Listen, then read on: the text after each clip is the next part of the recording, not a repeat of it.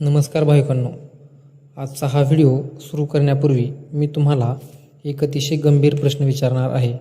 समजा तुम्ही ज्या देवावर, ज्या सद्गुरूंवर जीवापाड प्रेम करता, ज्यांच्या चरणी तुम्ही तुमचे सर्वस्व अर्पण केले आहे, तेच सद्गुरू अचानक एका रात्री तुमच्या समोर आले आणि त्यांनी तुमच्या आयुष्यातील सर्वात मौल्यवान गोष्ट तुमच्या डोळ्यादेखत उद्ध्वस्त करून टाकली किंवा भरपंक्ती तुमचा असा अपमान केला की तुम्हाला समाजात तोंड दाखवायला जागा उरणार नाही, तर तुमची प्रतिक्रिया काय असेल? तुम्ही देवावरचा विश्वास सोडून द्याल का? तुम्ही मठातून पळून जाल का? ब्रह्मचैतन्य श्री गोंदवलेकर महाराजांच्या दरबारात अशा काही अकल्पनीय आणि अंगावर काटा आणणाऱ्या घटना घडल्या आहेत, ज्यांची कल्पनाही सामान्य माणूस करू शकत नाही. महाराज जितके दयाळू होते तितकेच ते आपल्या भक्तांना अशा काही संकटाच्या भट्टीत टाकायचे की ऐकणाऱ्याच्या अंगावर शहारे आल्याशिवाय राहत नाही. आजच्या या व्हिडिओमध्ये आपण महाराजांच्या आयुष्यातील अशा 3 सत्य घटना पाहणार आहोत, जिथे महाराजांनी आपल्या अत्यंत लाडक्या भक्तांची अशी काही परीक्षा घेतली की त्या परीक्षेचा शेवट काय झाला हे ऐकून तुमच्या डोळ्यात पाणी येईल आणि विज्ञानालाही विचार करावा लागेल. मी सुरुवातीलाच सांगतो, या 3 गोष्टीपैकी तिसरी जी घटना आहे ती ऐकताना तुमचे हृदय हेलावून जाईल. त्यामुळे व्हिडिओचा एकही सेकंद मिस करू नका. हा व्हिडिओ शेवटपर्यंत शांत चित्ताने एकांतात बसून पहा.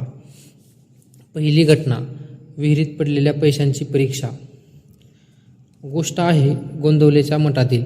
मुंबईहून एक अतिशय श्रीमंत व्यापारी महाराजांच्या दर्शनाला आला होता. त्याच्याकडे अफाट संपत्ती होती, पण मनाला शांतता नव्हती. महाराजांच्या सहवासात आल्यावर त्याला इतकी शांतता मिळाली की त्याने ठरवले आपली निम्मी संपत्ती महाराजांच्या चरणी अर्पण करायची. तो महाराजांकडे गेला आणि त्याने सोन्याच्या नाण्यांनी भरलेली एक मोठी थैली महाराजांच्या पुढे ठेवली. मठातील इतर लोक ते पाहून थक्क झाले, पण महाराजांच्या चेहऱ्यावर कोणताही आनंद दिसला नाही. दुपारची वेळ झाली. महाराज मठातील विहिरीवर हातपाय धुवायला निघाले. त्यांनी त्या व्यापाऱ्यालाही सोबत घेतले आणि जाताना ती सोन्याची थैलीसुद्धा हातात घेतली. विहिरीजवळ पोचल्यावर महाराजांनी काय करावे त्या व्यापाऱ्याच्या देखत ती सोन्याची थैली थेट विहिरीच्या खोल पाण्यात फेकून दिली. छपाक असा आवाज झाला आणि ती थैली तळाशी गेली. हे पाहून त्या श्रीमंत व्यापाऱ्याचा थरकाप उडाला. त्याच्या चेहऱ्याचा रंग उडाला. जरी त्याने ती संपत्ती दान केली होती तरी त्याच्या मनात कुठेतरी अहंकार आणि पैशाचा मोह शिल्लक होता. तो मनात विचार करू लागला, महाराज कसले संत, यांनी एवढा पैसा पाण्यात वाया घालवला. त्यांच्या चेहऱ्यावरील भाव पाहून महाराज मोठ्याने हसले आणि म्हणाले, का रे बाबा, जीव कासावीस झाला का? तू तर हा पैसा मला दिला होतास ना, मग आता तो माझा झाला. मी तो ठेवू किंवा विहिरीत टाकू, तुला त्याचे दुःख का व्हावे? याचा अर्थ तुला तुझा पैसा सुटला, पण पैशाचा मोह सुटला नाही. त्या व्यापाऱ्याला आपली चूक कळली. तो महाराजांच्या पाया पडला. त्यानंतर महाराजांनी विहिरीच्या पाण्यात हात घातला आणि तिथे एक असा चमत्कार घडला की जो पाहून मठातील लोक अचंबित झाले. पण तो चमत्कार काय होता आणि ती थैली कशी बाहेर आली हे आपण व्हिडिओच्या शेवटी पाहणार आहोत. त्याआधी आपण दुसऱ्या अद्भुत घटनेकडे वळूया. भाविकांनो, महाराजांची ही पहिलीच लीला ऐकून जर तुमच्या मनात महाराजांबद्दलची भक्ती जागी झाली असेल तर या व्हिडिओला आत्ताच एक लाईक करा, कारण तुमचे एक लाईक रामनामाचा हा पवित्र संदेश यूट्यूबवर इतर हजारो भाविकांपर्यंत पोचवायला मदत करतो. चला आता वळूया दुसऱ्या अंगावर काटा आणणाऱ्या घटनेकडे. दुसरी घटना, एका निष्पाप भक्ताची कसून घेतलेली परीक्षा.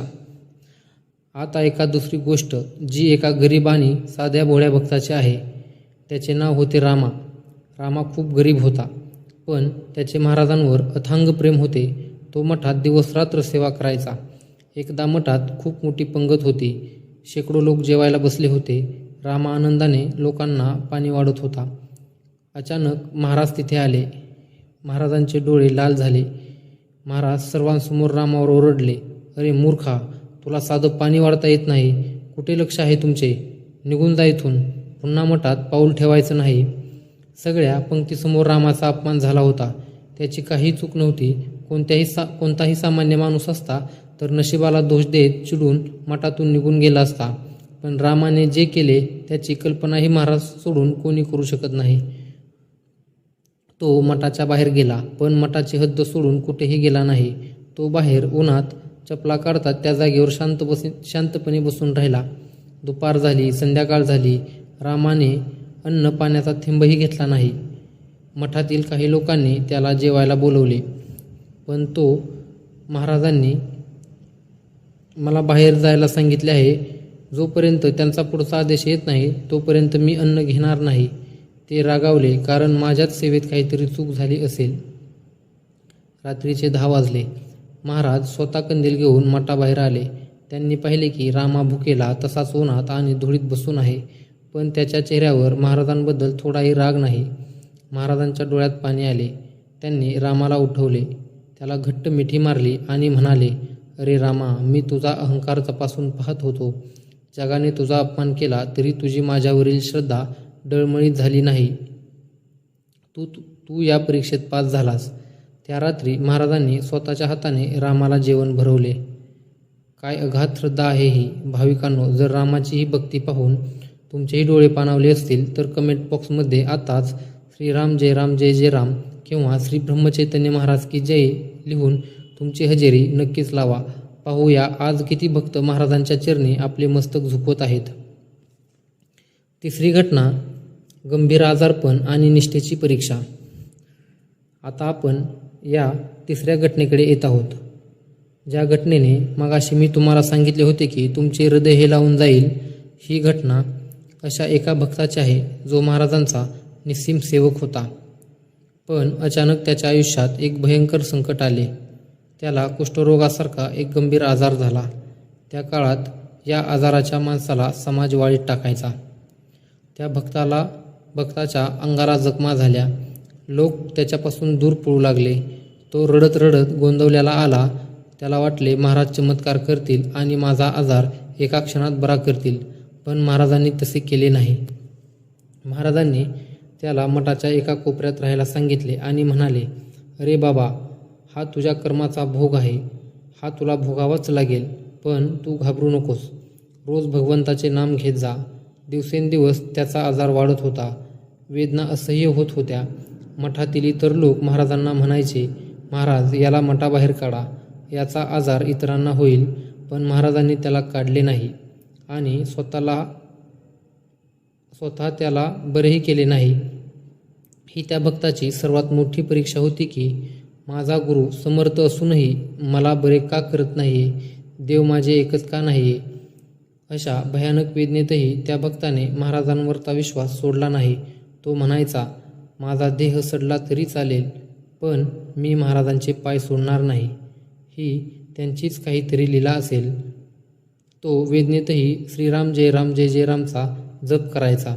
असे 9 महिने गेले आणि 9 महिन्यानंतर मठात एक अशी घटना घडली ज्याने तिथला प्रत्येक माणसाच्या अंगावर काटा आणला. एक दिवस महाराज स्वतः त्याच्या खोलीत गेले. त्यांनी त्याच्या जखमांवर स्वतःचा हात फिरवला आणि काय आश्चर्य, 9 महिने ज्या आजाराने त्याला छळले होते तो आजार काही तासात गायब झाला. त्याची त्वचा सोन्यासारखी चमकू लागली. महाराज त्याला म्हणाले, जर मी तुला पहिल्याच दिवशी बरे केले असते तर तुझे जुने पाप शिल्लक राहिले असते. तू या वेदनेतही नाम सोडले नाहीस. तुझ्या निष्ठेने तुझ्या पूर्वजन्माचे सगळे हिशोब चुकावून टाकले आहेत. भाविकांनो, संतांच्या या अशा अद्भुत कथा आणि महाराजांचे विचार रोज ऐकण्यासाठी आमच्या चॅनलला आता सबस्क्राईब करा आणि शेजारील बेल आयकॉन बटन नक्की दाबा, जेणेकरून महाराजांचा कोणताही संदेश तुमच्याकडून मिस होणार नाही. आता वळूया आपल्या पहिल्या गोष्टीकडे, जिथे महाराजांनी व्यापाऱ्याची सोन्याची थैली विहिरीत टाकली होती. जेव्हा त्या व्यापाऱ्याने आपला अहंकार सोडला तेव्हा महाराजांनी विहिरीच्या पाण्यात हात घातला आणि चमत्कार म्हणजे ती थैली पूर्णपणे कोरडी ठाक बाहेर काढली. थैलीतील एकाही नाण्याला पाण्याचा थेंब लागला नव्हता. महाराज म्हणाले, हा पैसा परत ने आणि आधी मनातून पैशाची आसक्ती सोडायला शिक. भाविकांनो, या 3 सत्य घटना आपल्याला काय शिकवतात? जेव्हा आपल्या आयुष्यात संकट येते तेव्हा समजावे की महाराज आपल्याला अजून मजबूत करत आहेत. परीक्षा जितकी कठीण असते तितकाच तिचा निकाल गोड असतो. तुम्हाला महाराजांनी घेतलेल्या या 3 परीक्षांच्या गोष्टी कशा वाटल्या? तुमच्या कुटुंबातील सदस्यांना आणि मित्रांना कठीण काळात धीर देण्यासाठी हा व्हिडिओ त्यांच्यासोबत व्हॉट्सॲप किंवा फेसबुकवर नक्की शेअर करा. महाराजांच्या चरणी साष्टांग दंडवत. श्रीराम जय राम जय जय राम. श्रीराम जय राम जय जय राम. श्री ब्रह्मचैतन्य महाराज.